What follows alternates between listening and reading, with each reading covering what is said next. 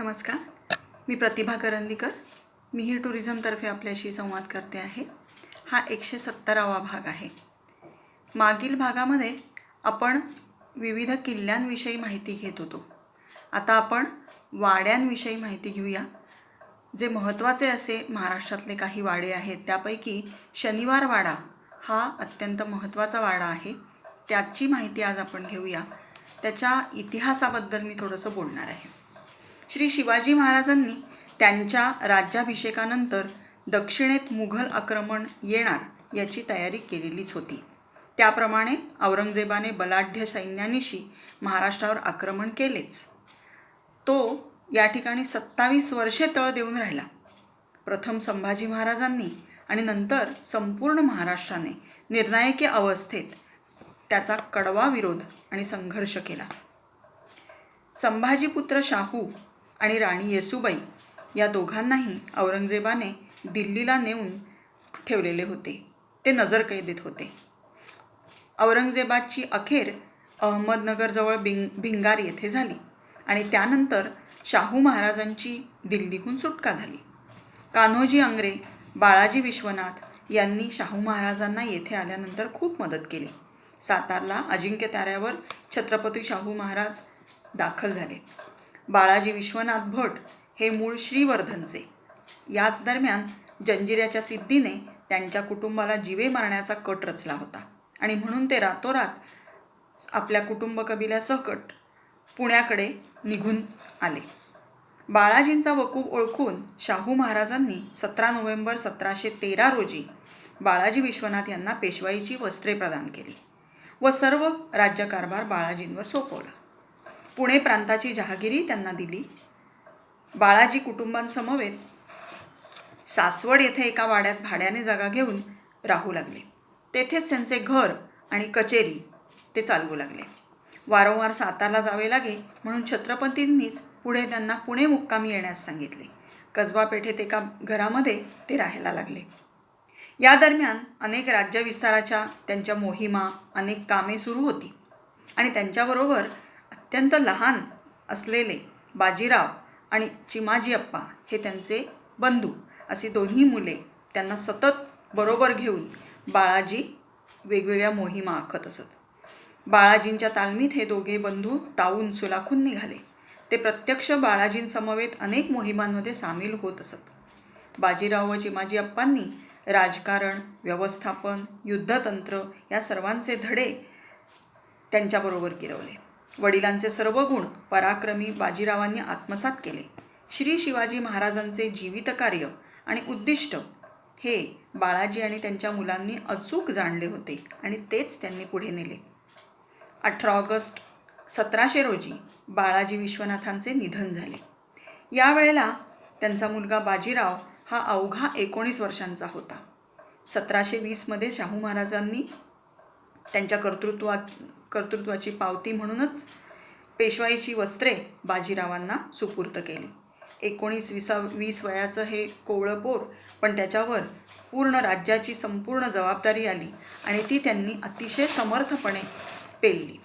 बाजीरावांनी पुणे येथे मराठी राज्याची राजधानी करण्याचे ठरवले. पुणे, कुंभी, कासारी या 3 गावांचे त्यावेळेला पुणे होते.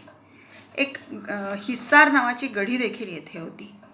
बाजीराव पेशवे व सरदार पुरंदरे हे मुठा नदीच्या काठीच वाडे बांधून राहत होते.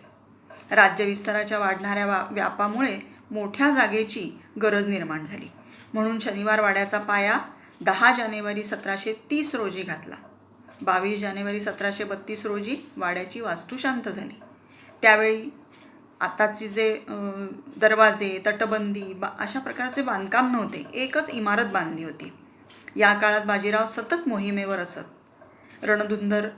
रणधुरंधर सेनापती व महत्त्वाकांक्षी राज्यकर्ते अशी त्यांची संपूर्ण जगात ख्याती झाली होती.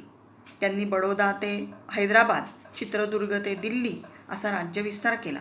थोरले बाजीराव यांनी त्यांच्या 20 वर्षांच्या कारकिर्दीत 40 अपराजित अशा लढाया लढल्या.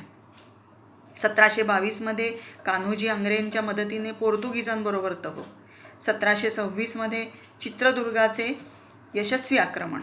1728मध्ये पालखेडला निजामाचा पराभव. 1729 मुहम्मद खान बंगशाचा जैतापूर किल्ल्यात कोंडमारा.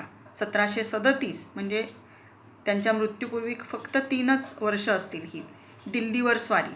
या अशा त्यांच्या अतिमहत्त्वाच्या मोहिमा ठरल्या. छत्रपती शिवाजी महाराजांचे दिल्ली काबीज करण्याचे स्वप्न बाजीरावांनी पूर्ण करून दाखवले. सर्वत्र देशभर मराठा साम्राज्याचा दरारा निर्माण केला. त्यांनी या कामी अनेक बलाढ्य सहकारी त्यांच्याबरोबर होते. या साम्राज्याचा कारभार संपूर्णपणे पुण्यातील शनिवार वाड्यातून चालत असे. हा वाडा बांधताना बाजीरावांनी शिवाजी महाराजांच्या पुण्यातील लाल महालातील पवित्र माती घेऊन अतिशय श्रद्धेने शनिवार वाड्याच्या बांधकामाची सुरुवात केली होती. 18 ऑगस्ट 1700 रोजी जन्मलेले थोरले बाजीराव यांचा मृत्यू 28 एप्रिल 1740 रोजी रावेरखेडी म्हणजे नर्मदे काठी झाला. वयाच्या अवघ्या 40व्या वर्षी हा योद्धा मरण पावला. 14 जून 1740 रोजी थोरले बाजीराव यांचे पुत्र नानासाहेब यांना शाहू महाराजांनी पेशवाईची वस्त्रे प्रदान केली आणि मग छत्रपती शाहू महाराजही काही दिवसांनी निधन पावले.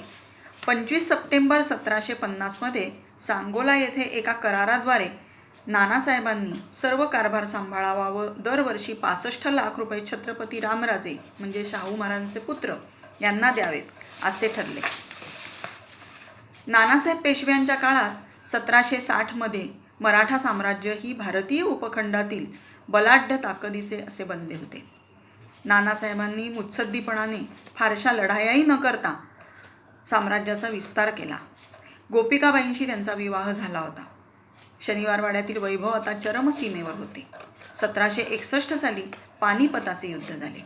अफगाणिस्तानचा अब्दाली याने दिल्लीवर स्वारी केली. मराठा साम्राज्याने दिल्लीच्या तख्ताचे संरक्षण करण्याचे मान्य केले होते. त्यातूनच महाराष्ट्रातून गावोगावीचे तरुण या युद्धामध्ये सामील होण्यासाठी पानिपताकडे निघाले. परंतु पानिपतावर पराभव पत्करावा लागला. लाखभर लोकांना हौतात्म्य पत्करावे लागले. त्यानंतर नानासाहेब पेशवे गावोगावीच्या सैनिकांच्या कुटुंबियांचे सांत्वनच करत होते.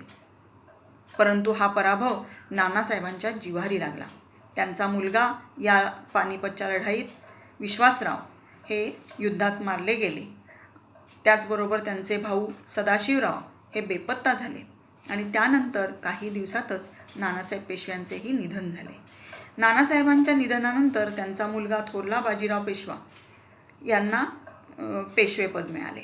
त्यांनी गोष्टी सावरण्याचा बराच प्रयत्न केला, अनेक मोहिमा केल्या, परंतु अल्पवयातच आजाराने त्यांचे निधन झाले.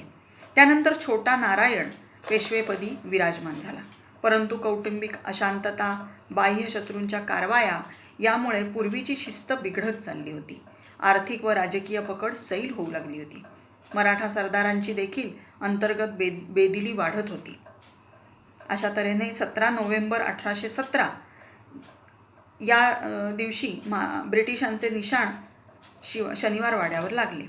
1828मध्ये वाड्याचा काही भाग आगीच्या भक्ष्यस्थानी देखील पडला. त्यानंतर पुण्याचा कलेक्टर हेनरी डंडास रॉबर्टसनचे निवासस्थान, तुरुंग, पंगुगृह, पोलिसांचे निवासस्थान, त्यानंतर झालेले बरेचसे उत्खनन या सर्वांमुळे 90 वर्षे वाड्याची दुरवस्था चालूच होती. त्यानंतर येथील पटांगणावर काही जनजागृतीसाठी म्हणून स्वातंत्र्य युद्धाच्या दरम्यान काही सभा होऊ लागल्या. तेथे असलेले मारुतीचे देवस्थानही त्याचा जीर्णोद्धार केला गेला. त्यानंतर त्याच ठिकाणी थोरल्या बाजीरावांचा पुतळा उभा झाला. 17 जून 1919ला हा वाडा राष्ट्रीय स्मारक म्हणूनही झाला. आता पुणे महानगरपालिका कधीतरी साऊंड अँड लाईटचा कार्यक्रम तेथे आयोजित करते, परंतु येथे पूर्वी होऊन गेलेल्या उत्तुंग व्यक्तिमत्वांचा ठावठिकाणा मात्र सापडत नाही हे नक्कीच. या ठिकाणी मी थांबते. शनिवार वाड्याच्या वर्णनाचा जो भाग आहे तो पुढील भागामध्ये आपण बघूया. मी या ठिकाणी थांबते. धन्यवाद. नमस्कार.